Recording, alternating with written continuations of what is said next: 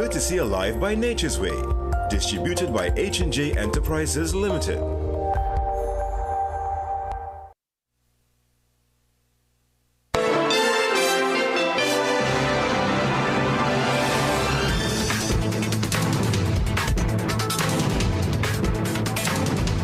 Good evening and welcome. You're watching the 7 o'clock news on CNC3. I'm Ria Ramboli. I'm Akash Samaru. I'm Jovan Rivella with sports. And I'm Jama Kampasad with your weather. Let's tell you what's making the news tonight. WASA hiring surge under scrutiny. Former line minister claims more than 400 new staff hired with an additional $70 million in salaries. Finance Minister confirms IMF discussions taking place on the local economy, but says Trinidad and Tobago will chart its own path. Former National Security Minister urges government to come clean on Joshua Samaru evidence. In sport, despite poor run of form, West Indies confident of a good showing at the 2026 T20 World Cup. The dry, fetting weather continues. I'll let you know if that's expected to change in tonight's weather report. An accusation tonight that in its first 7 months in office, the UNC government hired more than 400 people at WASA, estimated to cost taxpayers an additional $60 million annually. Former Public Utilities Minister Marvin Gonzalez says the move contradicts the government's promise to make WASA a leaner, more efficient operation. But the current minister is pushing back, arguing the PNM left the utility with critical vacancies and insisting most of the new hires were brought on short-term arrangements. Between April 29th and November 30th, 2025, a span of 7 months, WASA hired 426 people. The salaries for those workers range on the lower end, $8,000 a month for a staff assistant, all the way to $60,000 a month for a director. It will cost you, the taxpayers of Trinidad and Tobago, upwards of $60 million.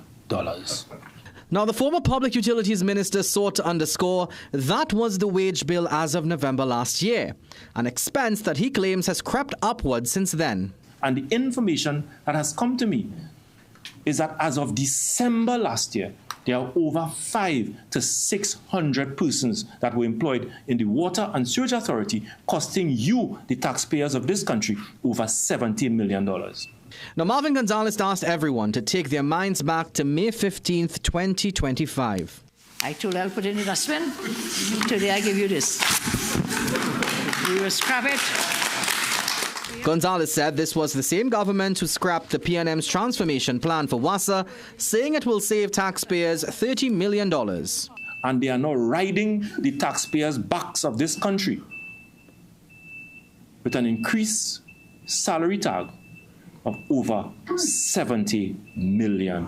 But Gonzalez wasn't done there and unleashed another bombshell allegation, claiming that there was a racket running in WASA where people paid managers a bribe to get a job.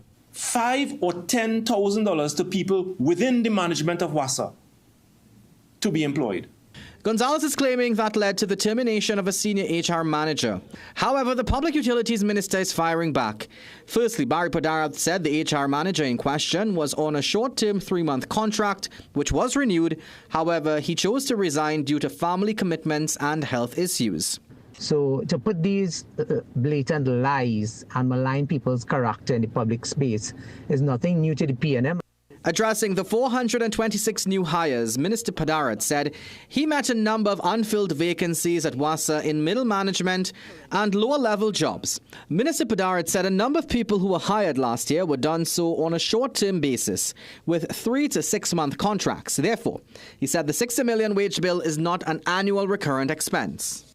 What has happened is usually there will be short-term employment, and that is what has occurred over the last couple of months to supplement the challenges that we were facing in terms of persons being promoted, as well as new projects coming on stream. Padarath said through this, government was able to slash outsourcing labor costs by up to $400 million. CNC3 News asked the minister how many of the 426 employees were on short-term contracts. However, he did not immediately respond. Finance Minister Devendranath Thakur says government will not allow the International Monetary Fund to dictate its development agenda.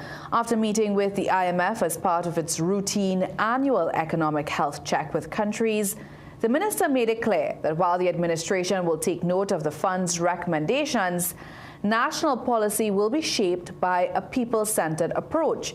Minister Tanku acknowledged that past consultations have often included proposals such as cutting transfers and subsidies or devaluation.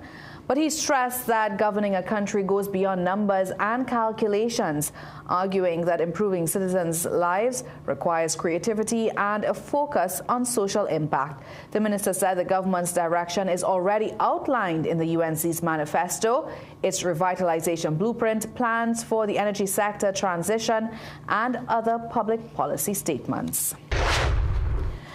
In crime news, a small business owner was abducted and his father robbed during a frightening incident in Penal on Tuesday night. Police say 34-year-old Michael Alejandro Espana Ramnath was abducted after he and his 65-year-old father closed their burger business along SSA Ring Road around 10:45 p.m.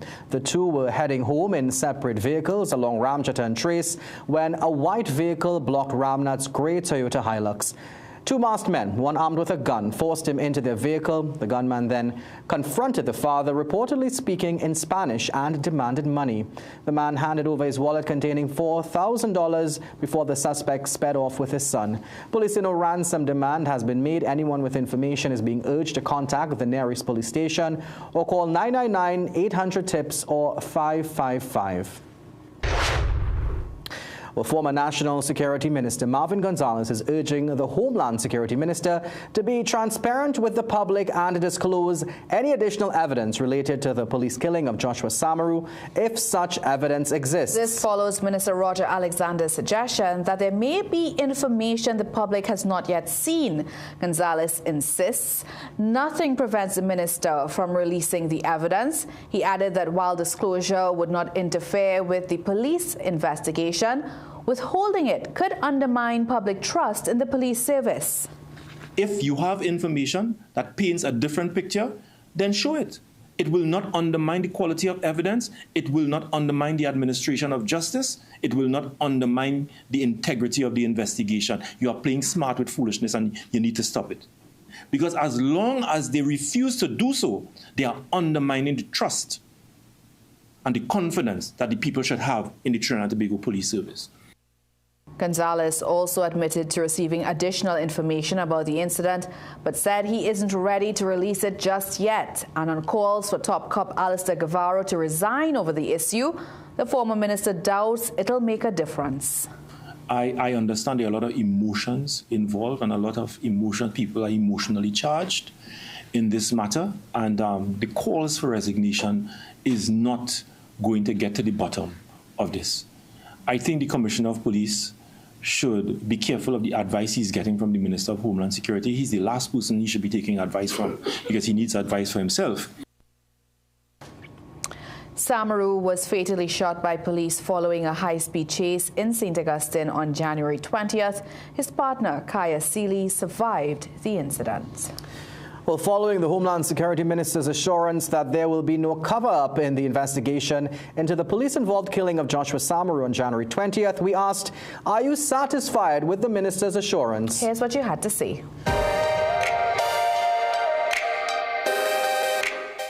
With the current state of things that is going on, no, I don't believe it. That's just my opinion. However, I guess time will tell. I would like to believe him, but there's a lot of questions to be answered where due process is concerned. Now, if you want to be transparent, let the police, the complaints authority investigate. Yes, I do, because I have faith in him. Nope. Why? I just don't have no confidence in them. So that's why. That's just my take on that. Not 100%. Explain to me why. Because anyway, take it at the end of the day, the police and the police alone doing the investigation. Whether it have this authority or that authority. No, I don't believe that due to the fact that most of the times similar situations like this happen, we never really get any redress. Now, despite Police Commissioner Alistair Guevara and Homeland Security Minister Roger Alexander saying they will not step down, Joshua Samaru's relatives continue their call for them to go. Several protesters demonstrated outside the police administration building in Port of Spain this evening, calling for justice. Police officers kept a close eye on the group. Mariah Walcott, a friend of Joshua, and his common-law wife, who was also injured in the incident, says they will continue to demand change in the police service. At the end of the day, it shouldn't have to be me and Alyssa coming here and having to beg the public to come out for something all you know. That's all you do. That's been going on. We cannot claim to be a society that's standing for justice and tolerating brutality all the time. So we really hope and truly, really hope that it ends with this. Among those gathered was Joshua Phillip, who says he was disturbed by the footage showing Samaru's killing. I have no prior knowledge of Joshua Samaru. I don't know the guy. But when I saw what happened on TV screen and my son, it was very painful. And then my son said to me immediately, who wanted to be a police, Daddy, I don't want to be a police officer anymore. That literally brought tears to my eye. And how old is your son? 14 years going on 15. And he really wanted to be a police officer to protect and serve. But that have no justification whatsoever. Relatives of Fabian Richards, Leonardo Williams and Isaiah Roberts, who were killed by police nearly 4 years ago, were also part of the protest. Well, still to come in the news, barge secured to keep cargo flowing to Tobago after Blue Wave Harmony damage. Casino workers protest outstanding severance, but Zantes says former employees aren't revealing everything. Coming up in sport, juniors excel in National Association of Athletics Administration's Track and Field Series. This is your captain speaking. Welcome to Carib Country. See the vibration.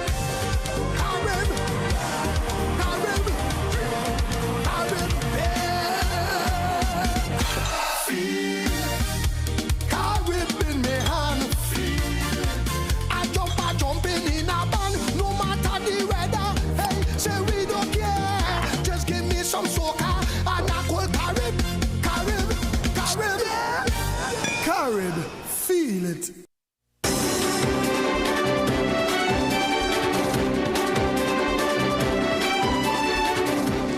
Welcome back. Shell's Chief Executive Officer Wael Sawan is hopeful the company will have access to Venezuelan gas sooner rather than later.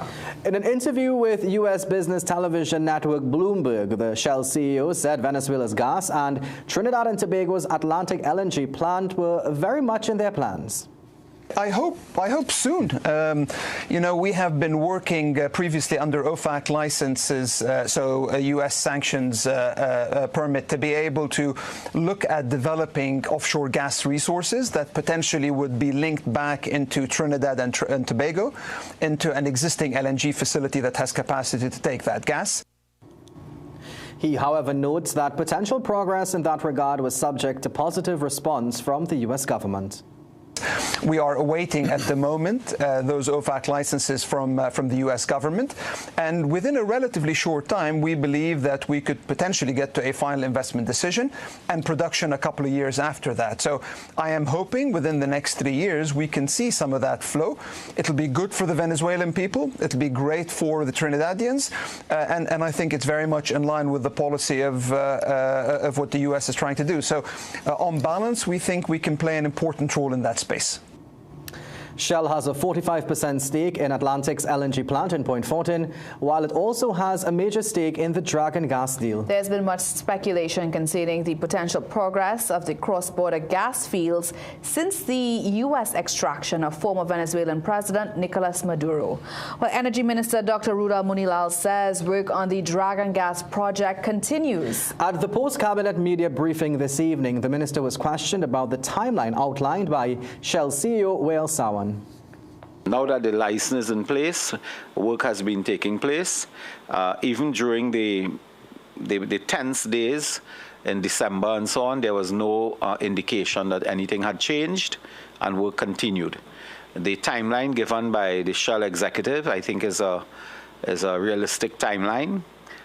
in that we expect that we will progress that project in good time.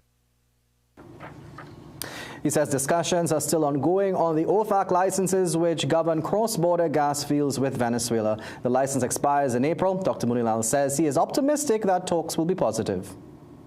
We have been in touch with the stakeholders and we continue to engage. The other matters related to that is that there are other two areas, the Lauren Manatee and the Mannequin Coquina, and the Coquina and Lauren. And there are applications before the United States authorities. We are not discouraged at all. In fact, we are optimistic that the Treasury Department will see favor with those applications for Trinidad and Tobago as well. The minister also gave an update from his participation in the Indian Energy Conference, where he notes there were positive talks concerning investment in the Guarakara refinery from India Oil Corporation, one of the largest state oil companies in India. Well, in tonight's Business Watch, a call is made for a reassessment of the marketing of carnival events. Meanwhile, days after announcing price increases for cement, Trinidad Cement Limited has amended 2 of its major loan agreements. Peter Christopher has the details.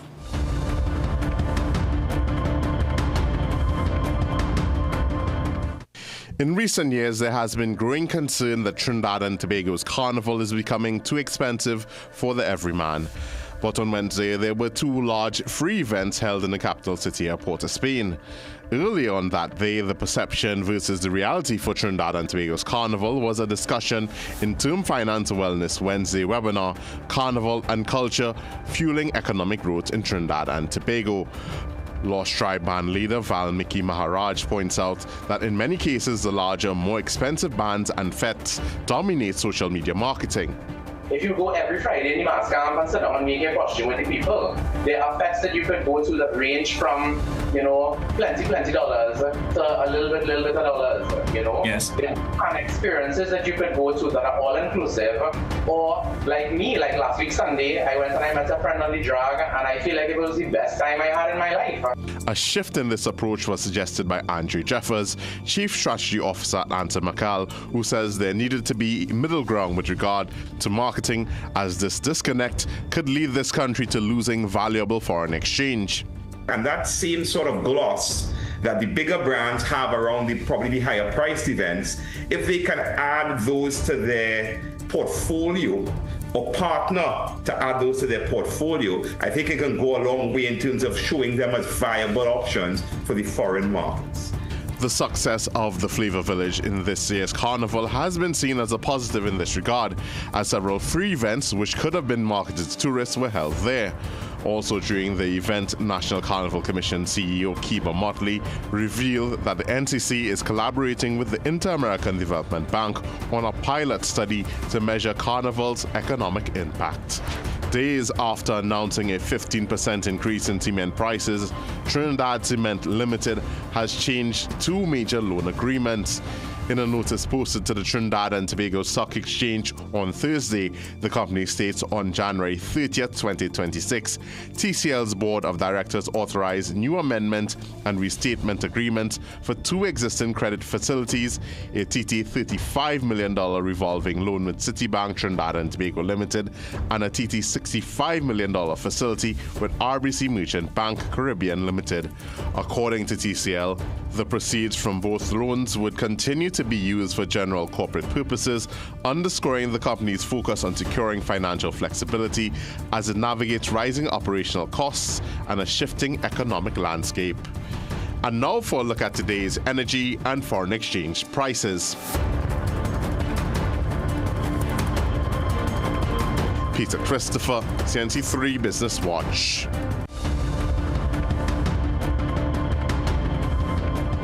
Local manufacturing giant Antimacal has taken serious issue with a recently announced 77% hike in natural gas prices by state-owned NGC. In a letter dispatched to NGC's acting president, Edmund Subrian, and copied to government today, the company said it was left with no choice but to sign on to the onerous revised gas sales contract presented by NGC. In fact, Group CEO Anthony N. Sabga III said the company was doing so under protest and under commercial duress, solely to avert immediate and irreversible damage to critical manufacturing assets and a significant disruption to employment and operations. At the same, the company is demanding parity of treatment in the arrangement, saying it was made to understand that concessions have been extended by NGC to certain market players, including the option to execute a one-year gas sales contract. ANSA also warned of a possible increase in prices to its customers, while pointing out that it had recently committed approximately $100 million to a major furnace rebuild at Carib Glass Limited. It said the exorbitant hike not only affects such investments, but also represents a disproportionate transfer of burden to a sector critical to employment, exports, and foreign exchange generation. Meanwhile, the Energy Minister says despite the knock-on effects of the NGC price hike, government is not budging on its decision. There are companies that we have already signed and sealed. You can't reconsider that way. Those are contractual issues now. We can't reopen the negotiations if they have already concluded and signed. But, you know, if you are before the NGC now, I don't want to prejudice at this stage. I cannot prejudice any discussions and negotiations between the NGC and the downstreamers. Over in Tobago, Chief Secretary Farley Augustine says a barge has been secured as an interim measure to move cargo to Tobago following damage to the MV Blue Wave Harmony. Augustine said the 67-meter barge will be in use for 10 days starting tomorrow to transport goods that cannot be accommodated on the passenger vessels. The barge will carry cargo in excess of 7,000 kilograms, including dangerous goods, livestock, and bulk cargo. It will operate on an appointment-based booking system only. Augustine said he did not know the costs involved, but said the damage done to the MV Blue Wave Harmony was no one's fault. I don't know that there is blame to be passed on policymakers over the vessels not working. I don't know if as Chief Secretary I could stop strong winds, if I could stop the sea from misbehaving. I don't know if I have the voice of Jesus and I could just say calm and it will be calm. But those are not powers I have at this time. He said NIDCO has also advised that the Buku Reef will return to service from Monday. Police officers in the cycle section of the TTPS are warning they may be forced to park their motorcycles due to the poor protective gears. Officers from several divisions told CNC3 News anonymously that they have raised these concerns since before the COVID-19 pandemic. They say deteriorating helmets and protective gear leave them with little to no safety in the event of an accident. The officers also noted that replacing the uniform themselves is not an option as the cost exceeds $10,000. Acting Commissioner of Police for Specialized Support, Brian Sudin, confirmed he is aware of the issue and said steps are being taken to acquire new safety gear. He added that efforts are also underway to amend police regulations to formally define the approved uniform for motorcyclists, a process that will require parliamentary approval. Well, former employees of the Zante Private Members Club continue to protest for their severance, but the company says several of them have rejected packages offered. The workers protested today in front of Brymont Limited, which the workers said is operated by the club's owner. The workers, led by officials from the Seamen and Waterfront Workers Union, claim they were not given adequate time following the business closure in December 2025. Union executive member Anthony Alexis says many former employees are facing serious financial strain. They have bills to pay, they have children to mind, right? All these different things they have. They have other amenities to see about, but the company don't care about that. One former worker, Anthony Fraser, shared his own struggles following the business place's closure.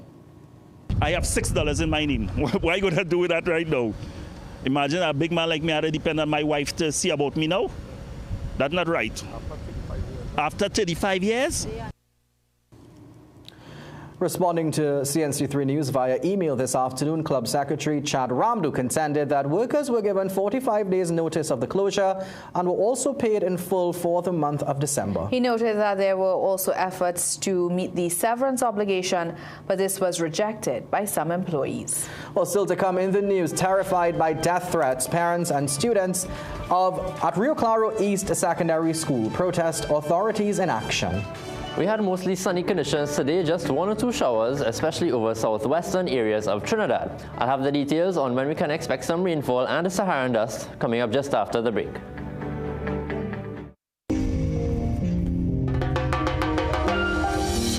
Watch the passion building and the voices roaring with the mission on and the game is won with the music talking and the big stage calling. The culture comes alive.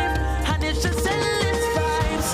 The future's bright. We'll be more bright. Now it's sweet time. The time to shine.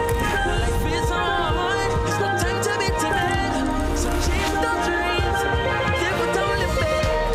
Life is on. It's this sparking you and me. Life is on. It's connecting all that we. Life is on. Warring with destiny. Life is on.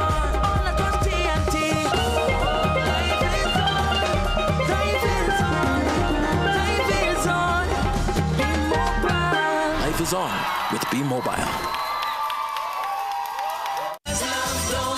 This week, the Review 10 continues home with Ladies' Night on Wednesday, 4th February. 2 persons on 1 ticket. Admission $350. Then on Thursday, 5th and Friday, 6th February. It's the Calypso Review 10 stars on full display. Admission $200. With Sugar Aloes along with the Review stars. Pink Panther, Skatey, Devon Seal, Singing Sonia, Michelle Henry, Mighty Diamond, Saint Nick, Nicole Grace, Maze, JD, Fire Tender, Sasha and Moses, Tempo, Kurt Allen, Nisa, Alana Sinette, Lackaman, Organizer, Orlando Octave. From Barbados, Mighty Gabby. Your MCs, Marcus Batiste, Tommy Joseph, and the Chairman. Tickets at the Review 10 box office, SWWGU Hall. This is your opportunity to experience the Calypso Review tent. For info, call 797-5850. With lots of giveaways. This is what Calypso is all about. Showtime, 8 p.m. each night.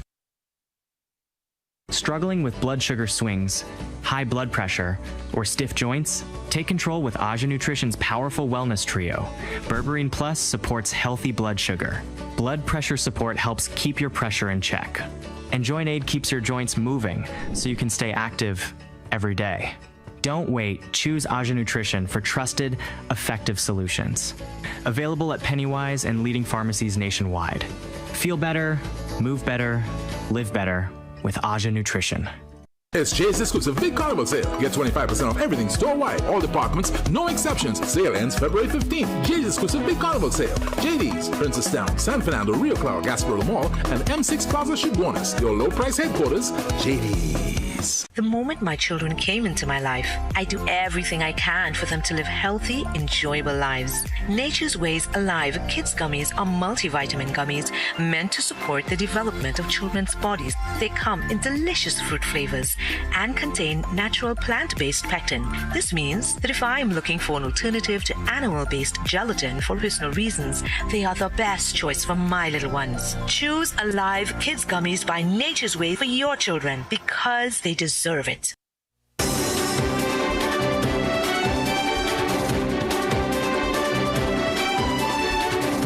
Death threats made against students and staff of Rio Claro East Secondary could soon result in parents protesting in Port of Spain.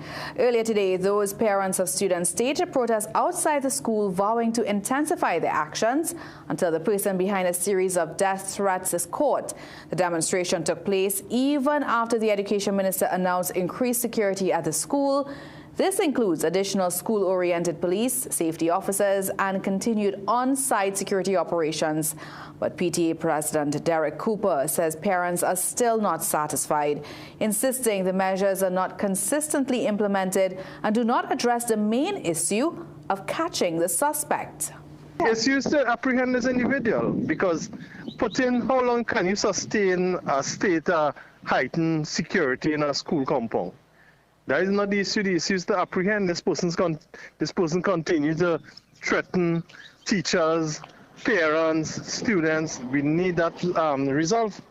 Put enough resources to get wherever cyber or if it's external support you need, and just apprehend this person and let's move on. Education Minister Dr. Michael Darlath assured that the matter is under investigation and that all systems are in place for the school's safety. The parents say they are planning to take their protest to Port of Spain soon.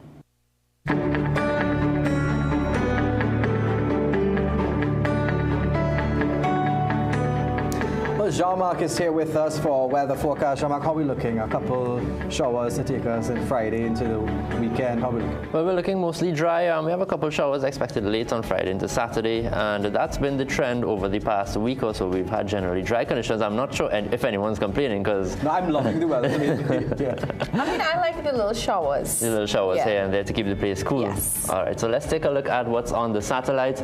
Now, over the Greater Antilles to our north, they had some cloudiness today with a few showers, but much drier conditions over the Lesser Antilles today. Only 1 or 2 isolated showers across the island chain. There is that one area that I'm watching off to our east, which may give us some cloudiness and showers late tomorrow into Saturday, but shouldn't be too significant. So for the forecast for tonight, mostly fair conditions, just a very low chance of the odd shower, most likely over eastern areas of Trinidad. Overnight lows of 23 in Trinidad and 24 in Tobago. Tomorrow will be mostly sunny, but remember I showed you some of those clouds moving in. We'll still have a low chance of those showers favoring the afternoon and evening, and possibly tomorrow night as well. Those showers should generally be isolated and brief. Sea conditions have decreased a bit, now generally 2 meters in open waters and less than 1 meter in sheltered areas. Winds are out of the east-northeast at 10 to 15 knots. Looking ahead, initially fair conditions tomorrow, then some showers developing later on, and that will continue into Saturday, where we'll have a few more showers, most likely favoring the morning and afternoon. So far, Sunday seems to be relatively dry, but then early next week we have a weak low-level trough passing over the area, which will bring some more showers on Monday and Tuesday, which lines up with the next Saharan dust event, which should be a mild one, however. Now, those showers will be coming up from the southeast after that low-level trough passes, and we may have some lighter winds over the weekend, which will give us some cool temperatures early Sunday morning with a low of 21, but then a really warm day with a high of 33 degrees. Also, we're only about a month into the dry season, but we've seen some pui trees flowering already.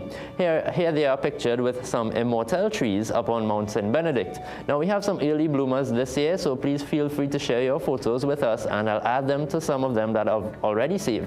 Now, I know that there are many around the Queen's Park Savannah as well already blooming. I know Rhea in particular likes the white pui trees. I do, and I can't wait to walk to Savannah and take a million photos. It'll take me a very long time to finish one lap because of that. I'm just looking at Uncle Jean-Marc with his pictures of flowers, something I really like. Definitely growing up, have my own garden and everything. I love it. Oh, well, thank you so much for that, Job. In fact, today's a very special day. Yes. No, it's not just today's day. Let's take a look. Now, today...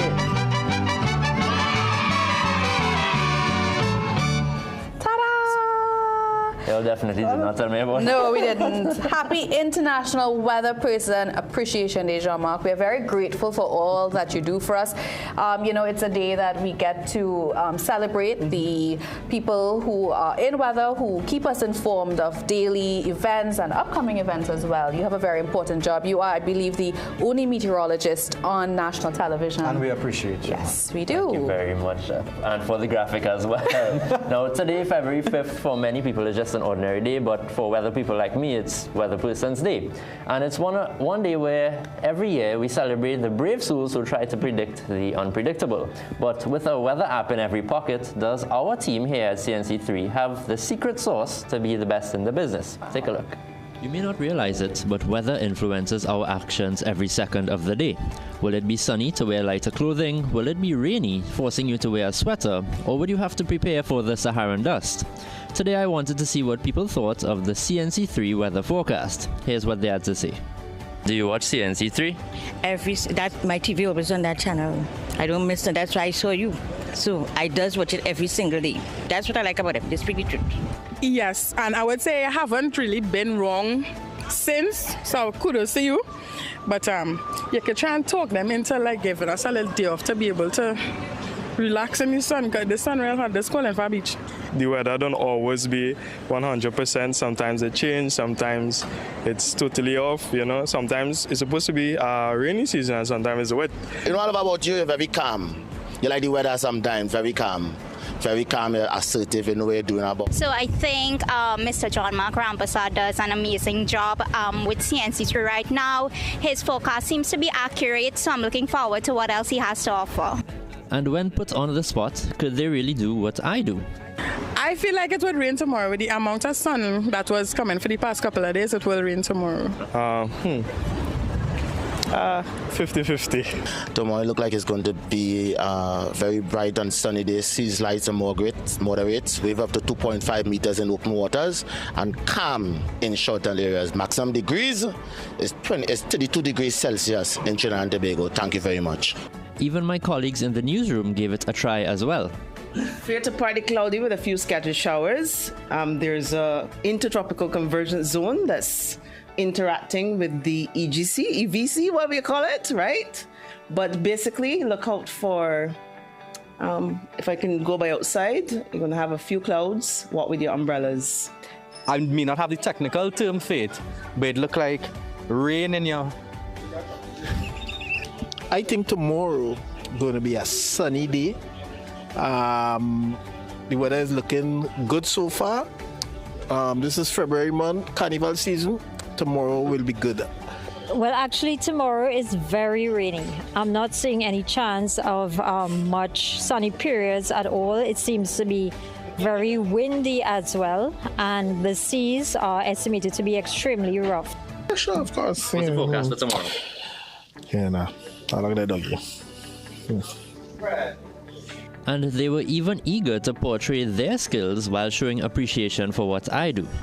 Well, this is a privilege. I'm very glad to sing about John Mark Rampersad since he came here to do the weather. And as you know, no one can do it better. He tell you when there's sun and when there's rain. You know he took over from my friend named Colleen. Let me tell you something.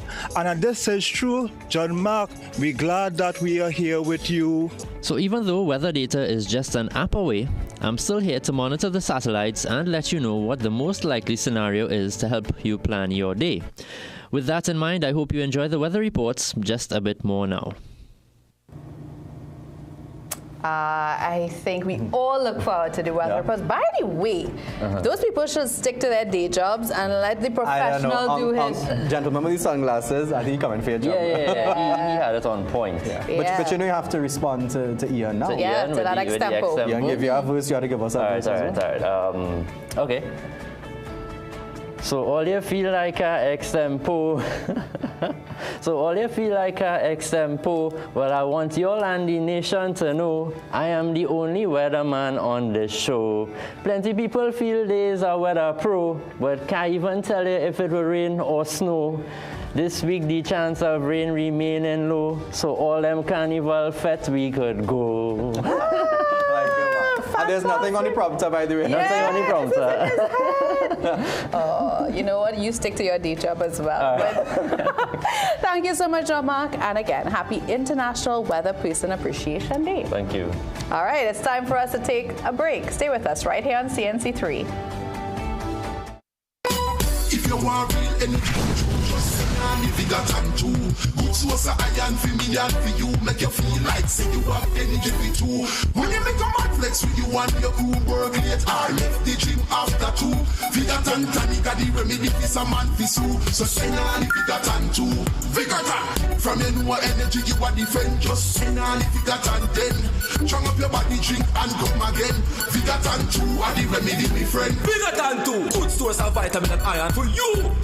Carnival Friday, Frolic Friday, February 13th. Meet us at Fed Yard, Queen's Hall, Port of Spain, from 5 p.m. to midnight. Performing live, Voice, Nadia Batson, Mikael Teja, Destro Garcia, Lil Kerry, Ding Dong, Anika Berry, and more. The premium food-inclusive Cooler Fair. Tickets are $500. Log on to KenSimmonsTT.com for all the info. Frolic for the love of Carnival. Sponsored by Simon's Musical Supplies, Food Hall, RC Mag, Douglas, and Campari. Are you an entrepreneur? Make some money this carnival. Just arrived at Tate's. Red crates, cotton candy machines, snow cone machines, popcorn machines, Cabro cab carts, and Atlanta meat saw blades with various lengths. 9296 Abercrombie Street, Port of Spain. Tate's. Make some money this carnival.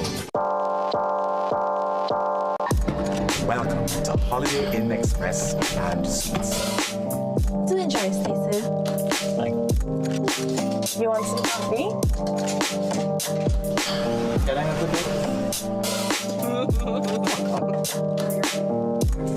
Perfect then. That's exactly what we need. Hi, the pool is this way. Whatever you're here for, we're here for you. Stay smart at the Holiday Inn Express and Suites.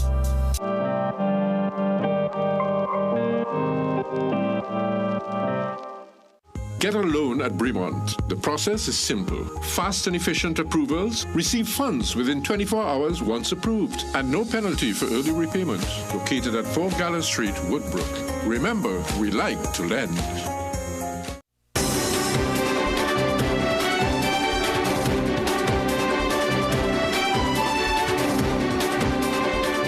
Welcome back. With the parade of bands just 11 days away, San Fernando stakeholders believe there's still time for additional funding to improve the festival, even after a cut in the city's subvention. The suggestion comes days after it was revealed that the reduction in funding led to the removal of competitions from this year's celebration. San Fernando Carnival Committee Chairman Mayor Robert Paris held a media briefing at City Hall today, addressing the fallout and outlining how the decision was taken. He said the committee and stakeholders acted after learning that the allocation from the National Carnival Commission was cut from $700,000 to $500,000.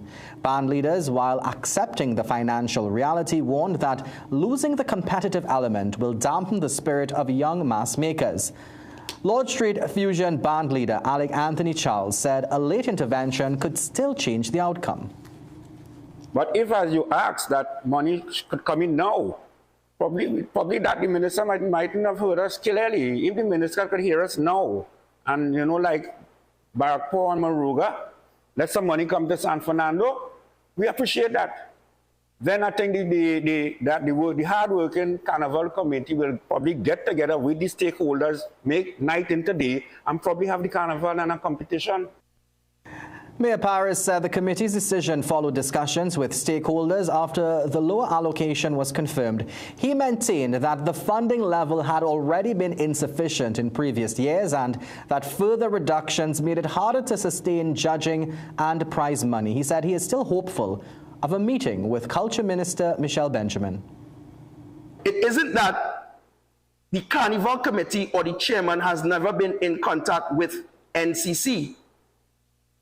What we have now is a new government, and certainly I don't think that they understand the corporate governance of Carnival, right? So we have clearly indicated that San Fernando City Council is separate from the San Fernando Carnival Committee.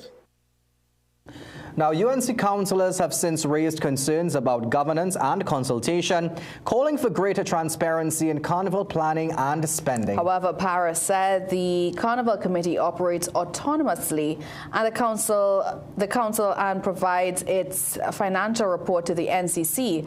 Despite the uncertainty, band leaders insist San Fernando's Carnival will go on with friendly rivalry that will see everyone having a good time. Well, it's now time for sports, and we hear firsthand from Jovan about what ails sport in TNT. Yes, that's right, Rhea. Basketball, boxing and aquatics weigh in, and there's a lot to ponder as sport lays its problems and plans before a joint select committee. Details when sport returns. If you could see what the future holds, you'd see that while things change, you've still got it. You are strong, resilient, inspiring, and you won't be defined by time. You'll own every minute of it because you were made for more. Discover how Alive multivitamins by Nature's Way help you age vibrantly. Get a free pair of polarized sunglasses with the purchase of new Gen S Transitions lenses with anti-reflective coating and frames. Selected designer frames now just $4.99 with additional promotions. Hurry, limited time only at Seaview Optical.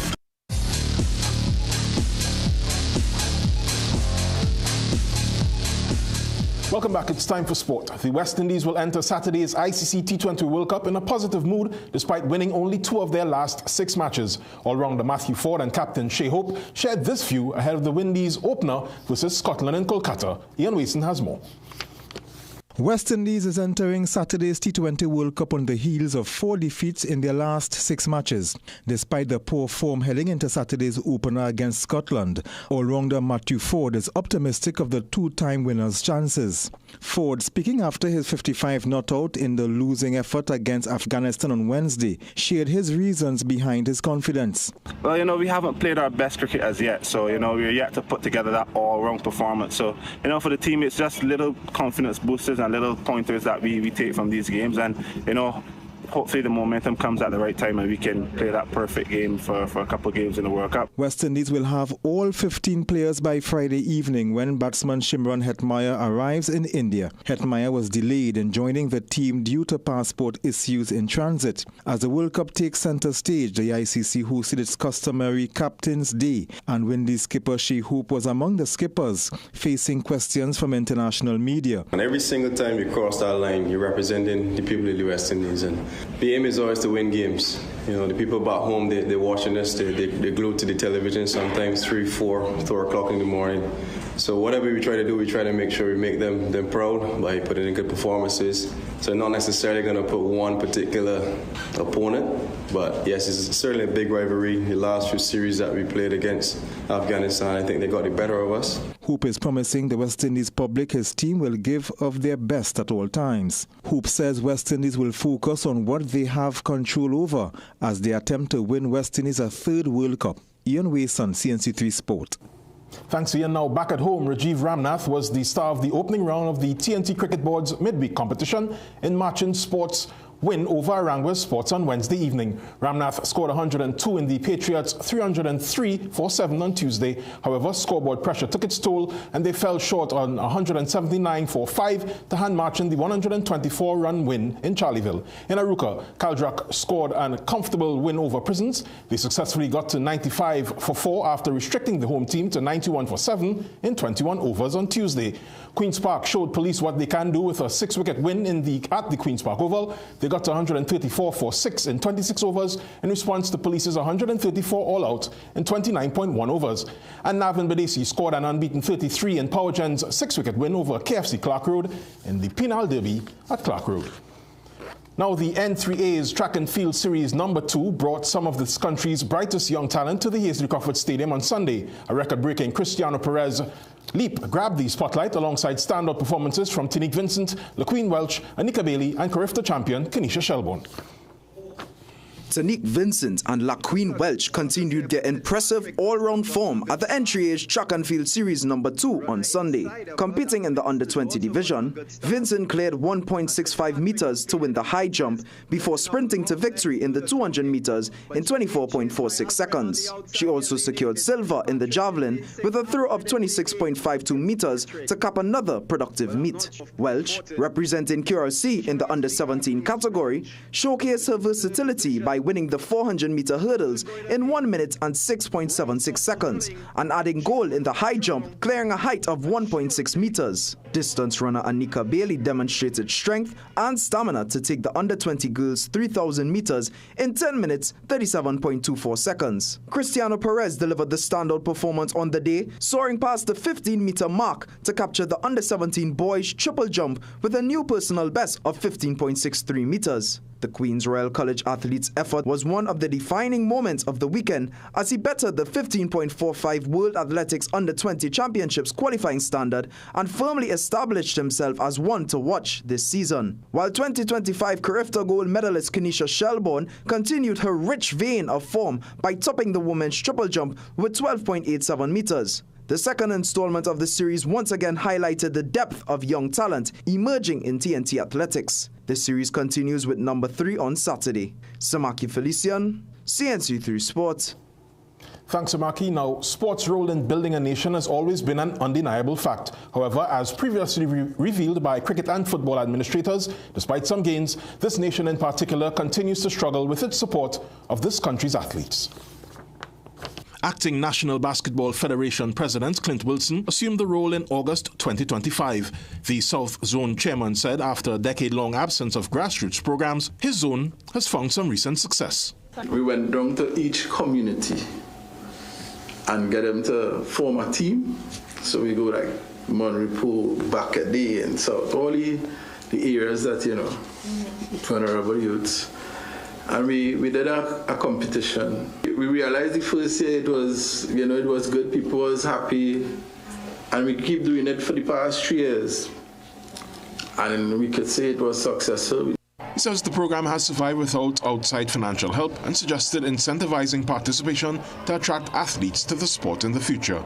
Wilson says there was a need, at least from his sports perspective, for a less stringent means of accessing government funding, in lieu of the 3 to 4 month process which exists for teams invited to qualifying for international competition. You have things that come up impromptu in that you have to be dealing with FIBA, and they would send tournaments and that sort of thing for us, and they wanted to respond. Sometimes they send it 2 months and they wanted to respond, but we know funding takes 3 to 4 months, and we will send it, and then you're waiting and you can't give a proper a proper answer.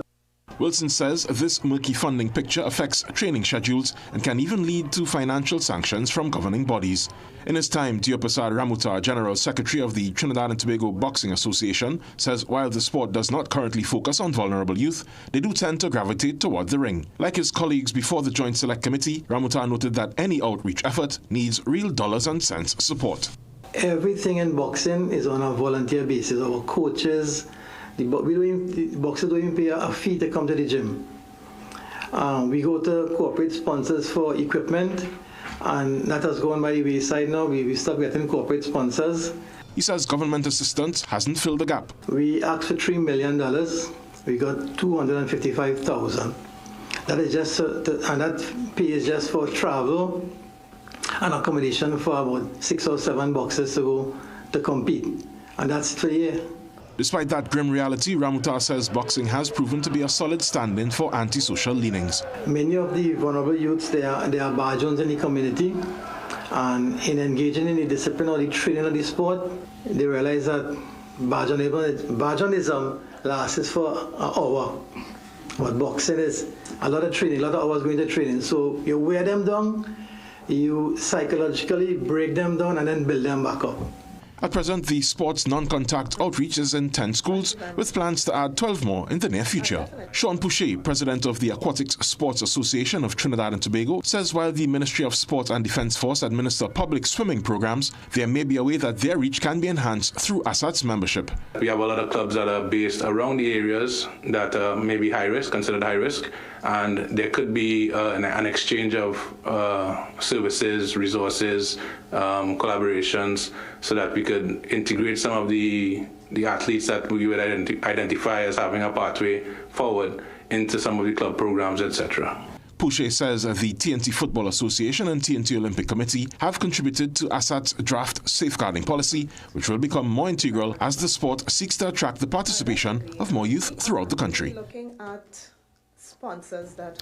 In some sad news now, Tobago's basketball fraternity was sent into mourning today after Scarborough Secondary School student Michael Okubusa died while playing for his school in the Secondary Schools Basketball League. THA's Chief Secretary Farley Augustine made the tragic announcement while at his post-executive council meeting today. The Tobago House of Assembly wishes to extend condolences to the family of Michael Okubosa of Scarborough Secondary School, a 6B student who collapsed at a basketball game today versus Bishop's High School. That game was being held at the Montgomery ground. He was taken to hospital. He had no known medical conditions prior. CPR was actually done trying to revive him, but unfortunately, he passed away. He went on to pledge that the necessary counseling and support will be made available to Michael's family, classmates, teammates, and teachers through the Division of Education in this time of grief. And I can only imagine how a parent, how relatives will feel, how classmates will feel. Certainly we will stay in touch with the family and we'll do all that is necessary to provide support to the family at this time. And we ask that the island of Tobago, that you keep the family of young Mr. Michael Okubosa in your prayers. And we here at CNC3 send our deepest condolences to his family and friends. Now, for our Sport High tonight, we head to the NBA for some excellent handles. Enjoy.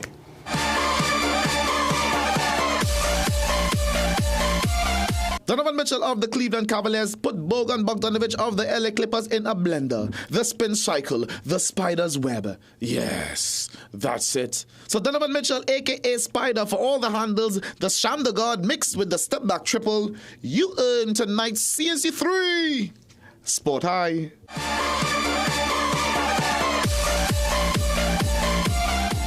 No example from me, guys. Maybe on International Sports Person Day. Probably. Yeah. All right, thank you so much, Jovan. Let's take a break. We'll be right back. Recession have you down? Don't lose hope. Head on down to Tire Clinic for the recession deals. That should big savings with our road hazard warranty on Dunlop 2021 Falcon tires. Available at Tire Clinic, Cuba, Chaguanas, and Pleasance Park. Tire Clinic, a tire for every need. Call 636-8973 or 636-2958. Dress like you mean business. At The Working Woman, we bring you stylish, professional looks made for the modern woman. From casual to formal workwear, we've got your professional wardrobe covered. Jump Up Therapy with Astamin is here this carnival season because you know the road don't be easy. Astamin helps support energy, stamina, and recovery so you can go fet to fet and still be jumping up on the road. Make sure to power up with Astamin this carnival season. Available at pharmacies nationwide.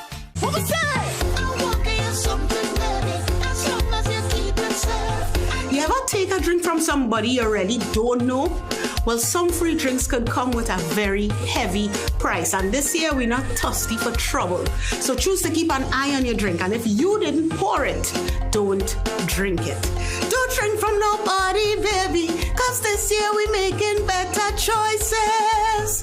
Oh, Lord, for a safer carnival.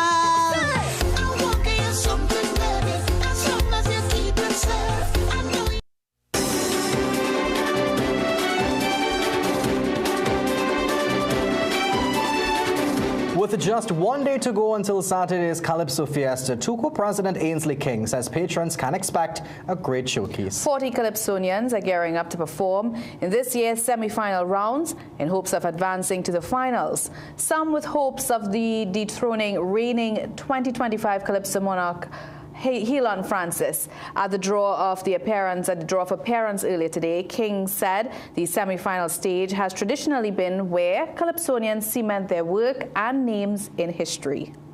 I think that a lot of people forget at times. It's not about a good song. It's not about your popularity. It's how you utilize the few minutes you have for your performance, and that makes a whole difference. The semi-finals will take place at Skinner Park, San Fernando, and the first place winner is expected to take home $1 million. But as we leave you, let's remind you to stay connected with us on our social media platforms. There you'll find tonight's stories, the latest updates, and exclusive content. And don't forget to pick up a copy of the Guardian newspaper. Well, costumes of all sizes, colors, and designs crossed the Queen's Park Savannah stage last night. 7 spectacular performances vying for the Senior Kings and Queens preliminary competition. And they were all fashioned and inspired by this year's carnival theme. You're going to love this. Here are some of the highlights from the show as we end our newscast. Enjoy.